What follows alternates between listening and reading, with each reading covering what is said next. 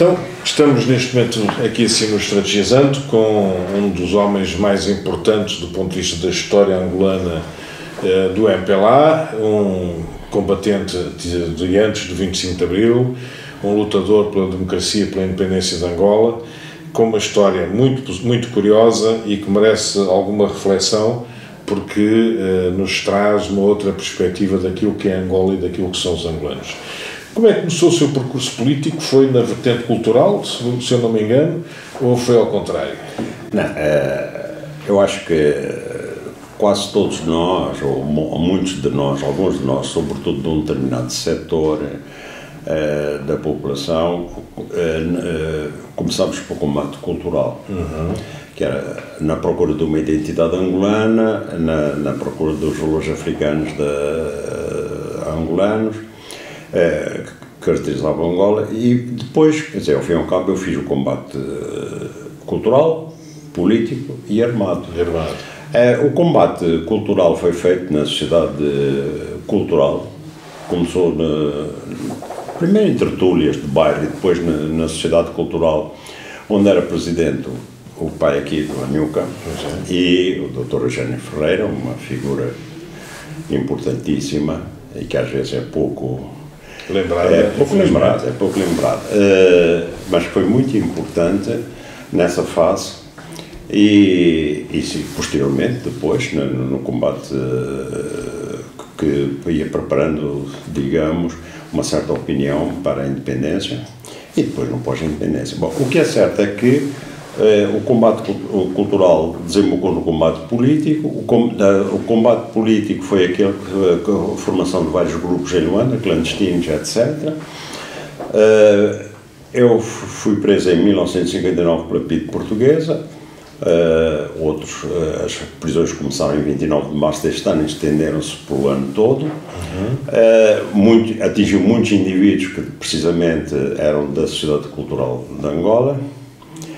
E depois essa repressão desmantelou os grupos clandestinos e nada mais restava, até porque o regime que existia, em que não havia permissão de partidos políticos, não havia permissão de jornais, de liberdade de expressão, etc., teve de desembocar na luta armada. Claro. E em 1962 praticamente era impossível fazer atividade política clandestina em Luanda, por várias razões, inclusive o começo da luta armada tinha aumentado as clivagens de ordem socio-rássica e a desconfiança da polícia e a desconfiança das populações, enquanto, por exemplo, havia grupos onde estavam brancos, mestiços e negros no período antes da luta. Depois havia uma desconfiança se houvesse umas determinados convívios, não é? Bom, o que é certo é que fui para o exílio, depois estive na Argélia, fundámos o Centro de Estudos Angolanos com o Henrique Abranches, o Pepe Tela, o Mário Afonso, o Cassessa e o João Vieira Lopes, também lá Maria do Céu Carmo Reis, etc. Bom, e depois, por ordem de serviço da presidência da MPLA, portanto do Dr. Agostinho Neto, fui destacado para o Congo, fui destacado para a segunda região político-militar, onde em princípio iria integrar a guerrilha. Mas quando chega a Brazzaville, o Neto disse-me: ficas aqui. Eu espantado, mas então o que tínhamos combinado em Argélia é que ia agora, diz ele, porque neste momento a Angola combatente, a nossa emissão passou a diária, concessão do governo congolês, e é importante, e realmente assim foi, e durante 2 ou 3 anos dirigia a Angola combatente. Bom, não vou entrar em mais pormenores, vou ser muito breve. Saí da Angola combatente por problemas de ordem racial, quer dizer, ao momento dado que se deram dentro do movimento. Havia outras motivações, mas depois aparece em períodos de crise... Desculpa racial. É brandido o argumento racial. O Lúcio Lara foi preso, foi metido na casa. Bom, entretanto, eu tinha constatado, e já escrevi isso em vários textos, em vários livros, não é? Eu tinha constatado, eu que era digamos, um admirador do Agostinho Neto, e durante muito tempo foi até um dos muitos braços direitos que ele tinha. O que é certo é que, comecei a ver que aqueles nossos, que nós, entre aspas, connosco dizemos, desconseguimentos, quer dizer, os vários falhanços que o movimento ia tendo, inclusive na estratégia político-militar, a desordem que reinava, a falta de organização, a não preparação dos militantes. Mas isso é uma coisa constante ou era temporária ou de vez em quando? Não, naquele momento era constante. Quer dizer, havia toda uma série, com os quadros que tínhamos, havia toda uma série de possibilidades que não se realizavam. E tudo isso devia à centralização, ao centralismo do poder no Agostinho Neto. Bom, e as coisas foram indo, degradando-se a ponto de nós, na Frente Leste, termos perdido toda a iniciativa militar, devido a má estratégia. E a contraofensiva portuguesa colocou as nossas forças na fronteira, não é? E não é por acaso que, quando o Gentil Viana vem da China, a situação é de tal maneira caótica que o presidente Neto aceitou que se fizesse o tal movimento de reajustamento, que é uma espécie de movimento de retificação, por as massas populares ali refugiadas a falarem, os militantes, livremente. Para quê? Para que os problemas, ao fim e ao cabo, fossem enunciados e depois, através desse apanhado, se pudesse ver o que é que era necessário corrigir, que estratégias adotar novas. Esse movimento, chamado de reajustamento, tinha uma componente fundamental, que era o congelamento do comitê diretor.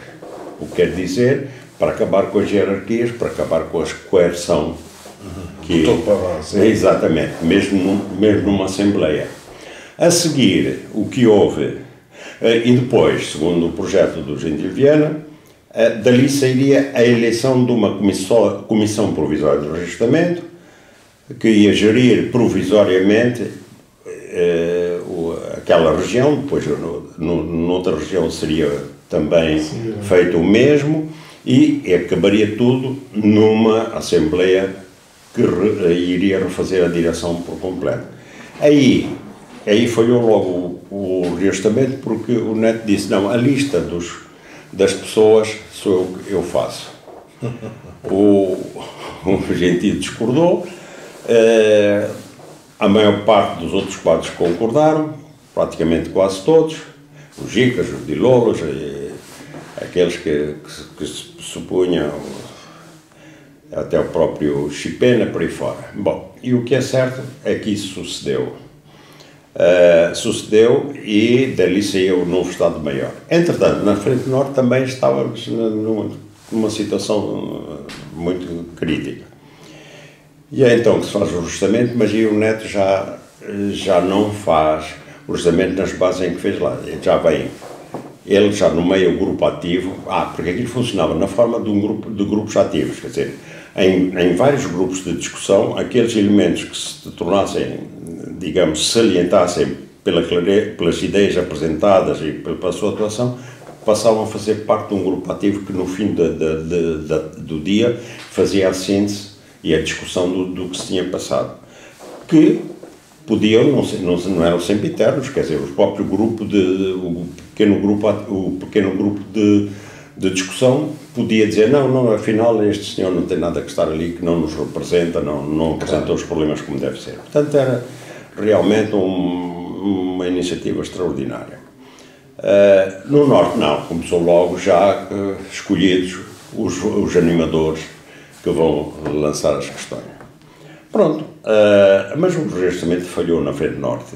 Eu estive nesse reajustamento, na base Esperança, depois fui para a base Calunga, que era uma base militar onde tínhamos 400 guerrilheiros, e fiz lá. Eram bases no interior de Angola ou eram bases... Não, essa era no exterior. No exterior. Nasca, que era no interior. Nos Bordos do Maiombe. E então, quem fez o reajustamento era o Lara, eu e o Condesso, o Jota Toca. Bom, aí eu próprio, tendo recolhido toda uma série de coisas que mostravam que realmente, pelo que diziam os militantes, os guerrilheiros, como é que estava o MPLA, falando, o Lara ficou assim um bocado, isto são muitos pormenores.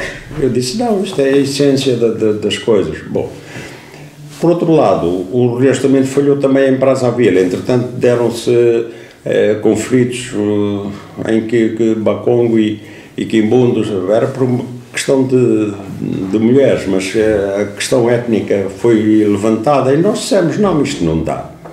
Isto falhou, este reajustamento, e, portanto, a discussão tem de continuar. E então assinámos um papel dizendo isso, mais ou menos isto que eu disse, por estas razões, falhou, e propomos que continue a discussão. Quem assinou o Monstro Imortal, o Valódia, o Gentil Viana, o Céu, o Manel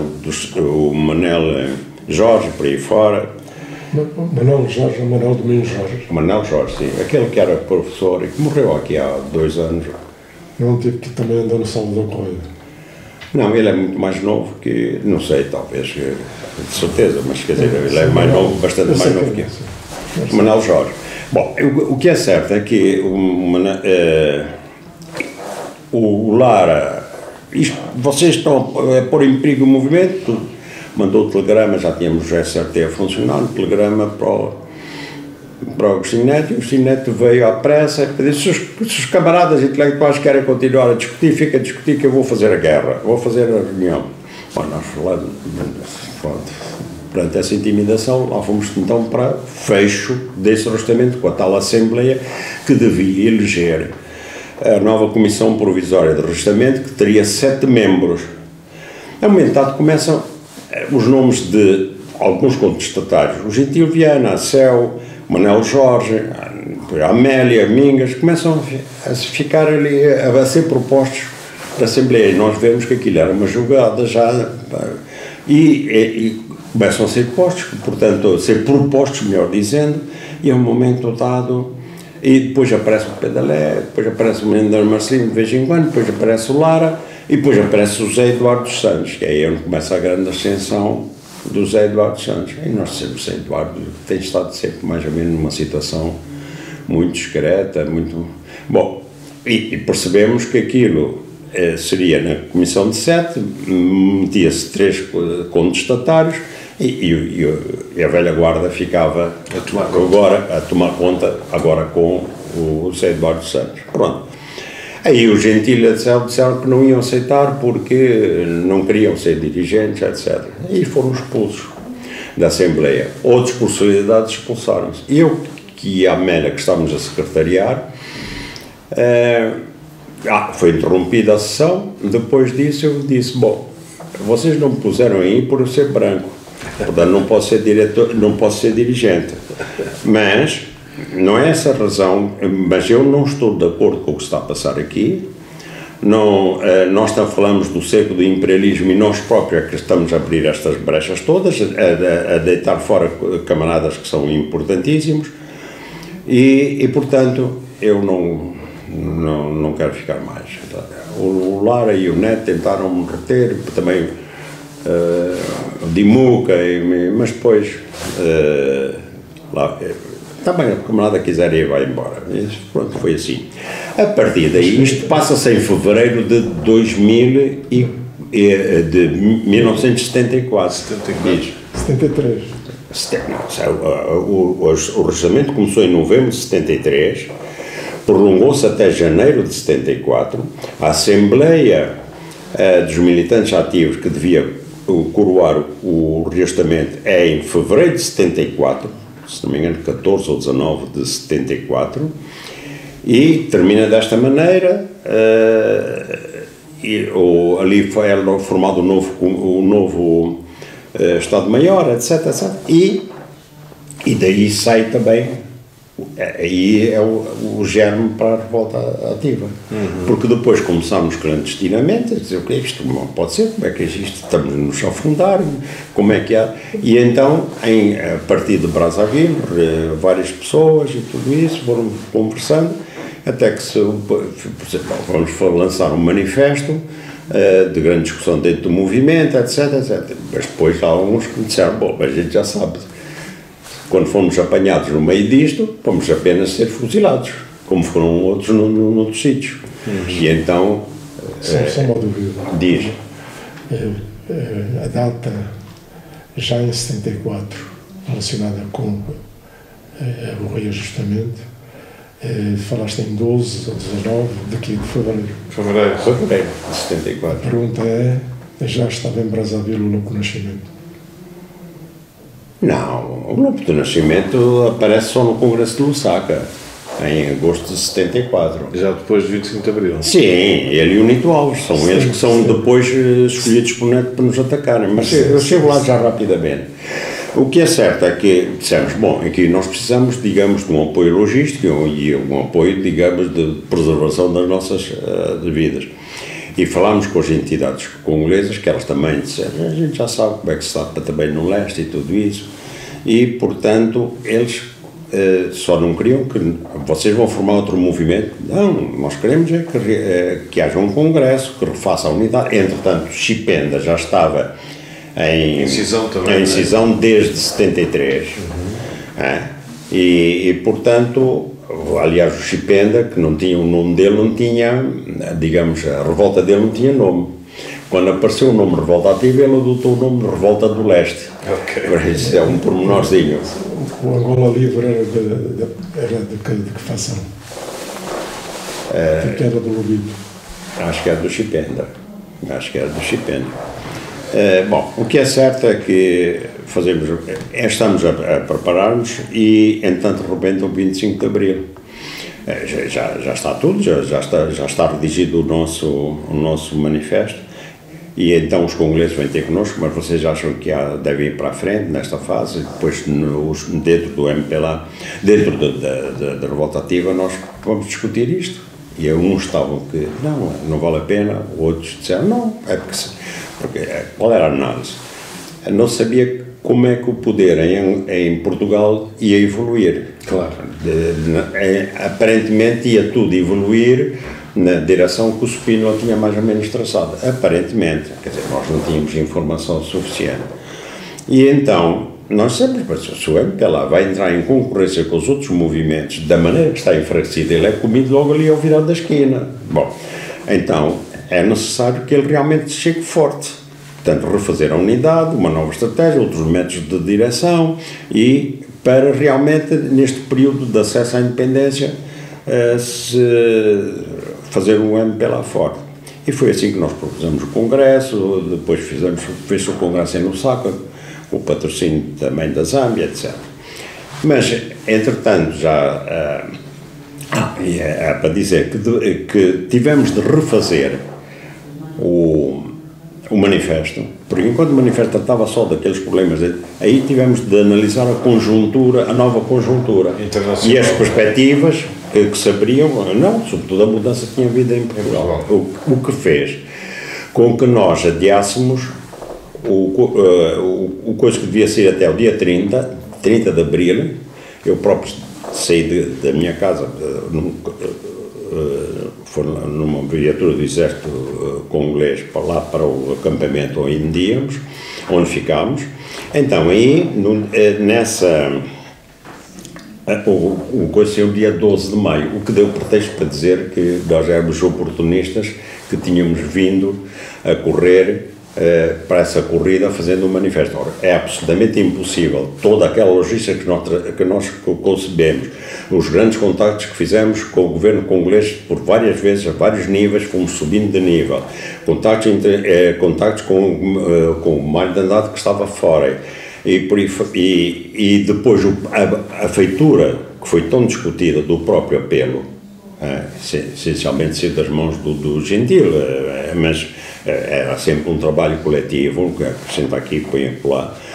Não se fazia isso, digamos, em 12 dias, absolutamente. Bom, mas pronto, esse foi o grande argumento que foi utilizado. Mas a primeira fase desse documento nessa altura foi refeito, mas anteriormente tinha sido assinado por pessoas com Monstro Imortal. Não. O que foi assinado pelo Monstro Imortal. Nesse primeiro. Não, foi a contestação. Não, depois o Monstro Imortal foi metido no bolso do presidente quando ele propõe para o Estado-Maior da segunda região o Monstro Imortal. Agora, quando depois da tal Assembleia de Militantes Ativos, quer dizer, até chegarmos à Assembleia de Militantes Ativos, havia registramentos em vários sítios. E, por exemplo, o indivíduo que eu, quando estava nas bases, fazia o registramento ali, se vinha para Brazzaville, continuava, integrava-me no grupo de registramento ali. Portanto, o que o Monstro Imortal e o Valódia assinam é o relatório do registramento de Brazzaville, que contesta, que diz que falhou, no geral, o registramento e que propõe que se continue a discussão. Bom, portanto, o Monstro agora, a partir da Assembleia que fecha o registramento, da Assembleia de Fevereiro de 2019, o Monstro passou a integrar totalmente a equipa do NED. Pronto. Entretanto, e nós vamos então para o Congresso, só que entretanto também já a direção do MPLA desenvolveu vários contactos em todo o mundo e em vários sítios, e sobretudo com o MFA português, onde eles começam a ter fortes cumplicidades. E aí é por isso que aquele congresso que foi que nem sequer hoje vem mencionado na história do MPLA, e eles então a Conferência Interregional dizem, não, isso é de setembro, não, porque o Congresso eles não falam, aí é que está, dizem, para eles não existe. E portanto foi preparado com comissões preparatórias de Congresso disso, e então via-se mesmo que já não queriam aquilo, não é? E então arranjam um pretexto quando o Manuel Jorge, o nosso delegado, pergunta, mas então nós estamos num congresso, em princípio a direção tem de fazer um balanço das suas atividades, portanto, militares, políticas, etc. E depois pôs esta pergunta, que foi pretexto para eles todos se levantarem, ou por um neto ordenar que se levantasse. Bom, sabemos, por exemplo, na parte das finanças, né? Onde é que está o relatório de como é que, das nossas receitas, das nossas despesas, da nossa não sei o quê? Claro que não havia departamento de finanças, contrariamente, porque tudo estava centralizado no Presidente.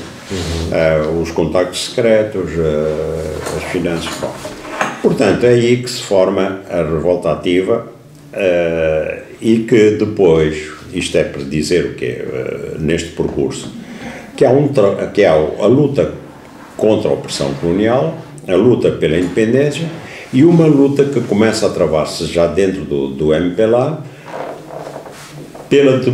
pelos modos democráticos de agir, quer, neste caso era em relação dentro do MPLA, quando nós falámos de presidencialismo absoluto, mas nós punhamos também a questão da nação. Bom, claro, tudo isso ficou, não vamos entrar em pormenores, quer dizer, a única coisa que se sabe é que tudo isso ficou esvaziado quando a parte portuguesa reconhece Agostinho Neto como um representante do MPLA. E como é que isso acontece? É uma decisão que vem de onde? Vem do MFA? Vem... certamente do MFA. Ou quer dizer, Spínola, na altura então Spínola... Não, Spínola saiu em setembro. As tréguas foram assinadas em outubro. E pronto. Portanto, as tréguas são assinadas em outubro, quando, portanto, são assinadas com o presidente do MPLA. A partir daí, o MPLA fica em pé de igualdade com o UNITA e com a FNLA. E depois, todo esse processo, nós sabemos, os próprios três movimentos se concertam para negociações em Alvor, e depois há Alvor, que já sabemos como é que foi interpretado por cada um dos movimentos, não é?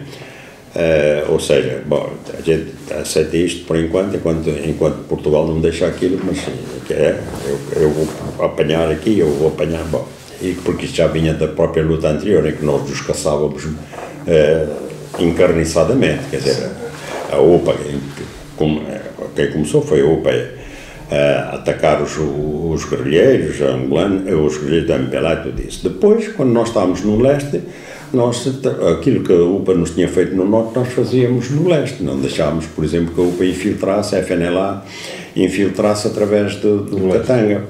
E depois lutámos contra a UNITA, impedir que a UNITA se implantasse, e a UNITA lutava contra nós até aquele acordo que ela fez. Mas havia uma ligação entre as pessoas que assinaram o Manifesto 19 e as pessoas que estavam na direção e que tiveram, por exemplo, em janeiro de 1975, uma reunião do Comitê Central, ou do Comitê Central, do Comitê Diretor, onde se foram tomadas determinadas atitudes, determinadas resoluções com vista ao futuro próximo. 9 de janeiro de 1975, salvo eu. O Comitê Central, que é do MPLA? Não, quem mandava, quer dizer, é melhor dizer assim, quem mandava, quer dizer... Quem mandava onde? Se era Comitê Diretor, se era... Aonde? O MPLA. O MPLA era o Comitê Central. MPLA direção.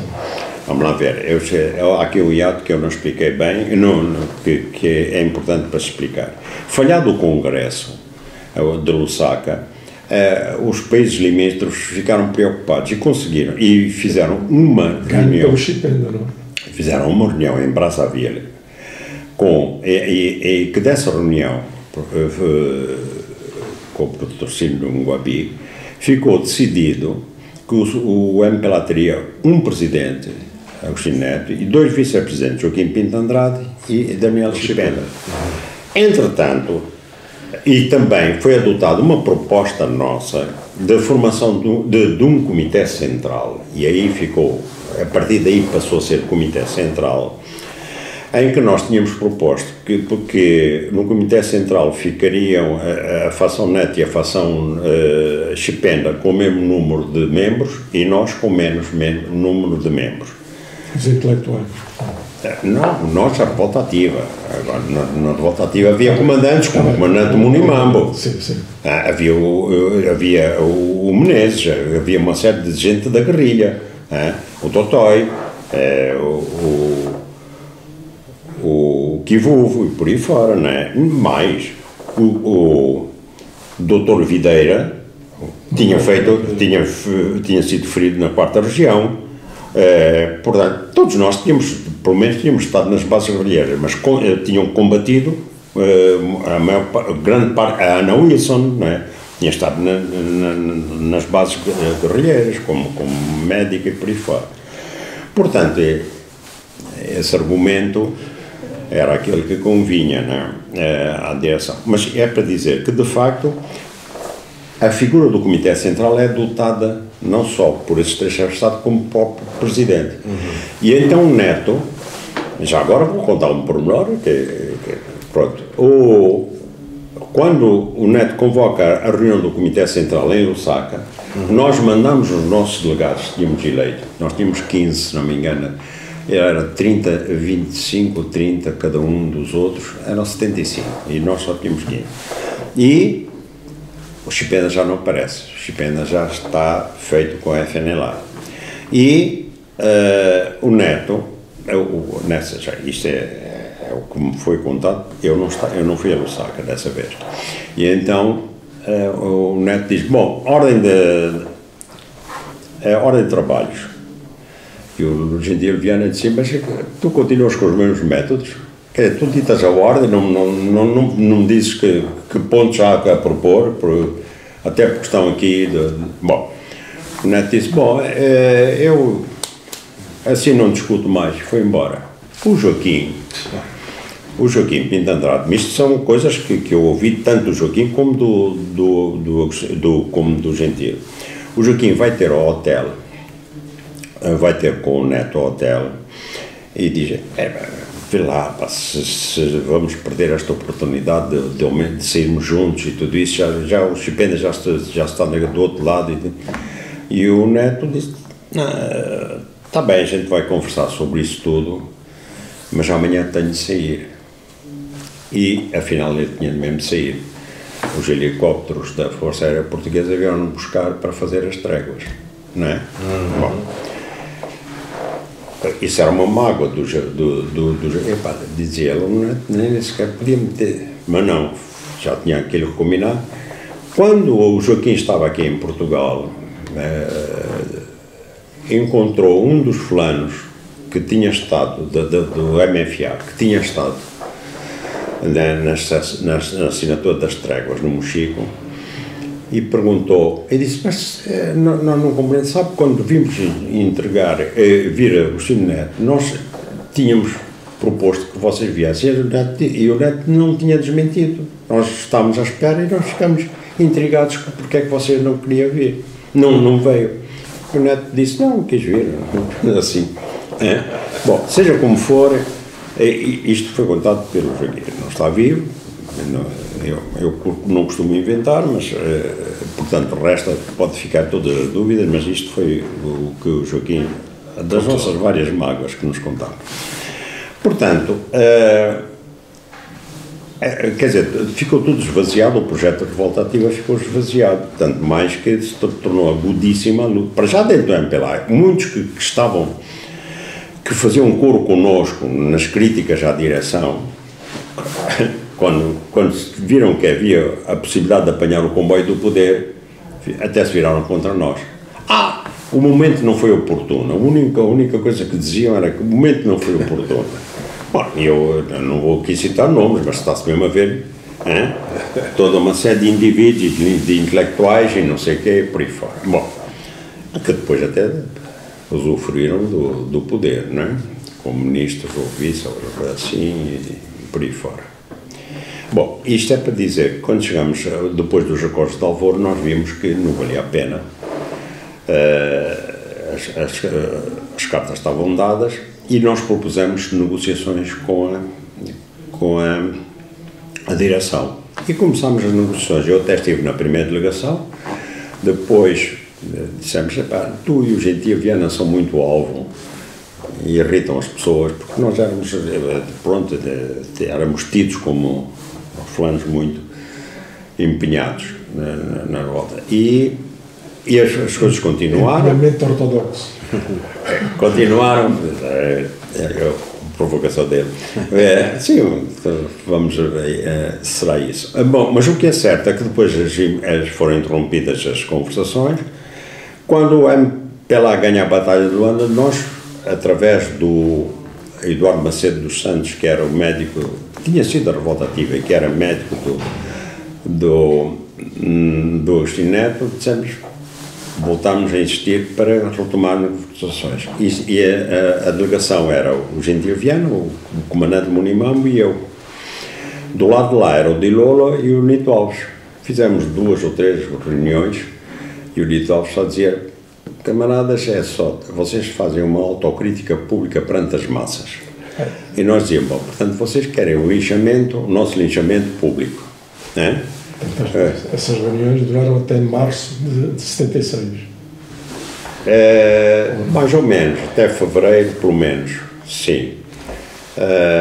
E a última foi em casa do Eduardo Macedo dos Santos, em que estava já mais gente, estava a Amélia, estava o Jota, estava o Justino e o Vicente e por aí fora, em que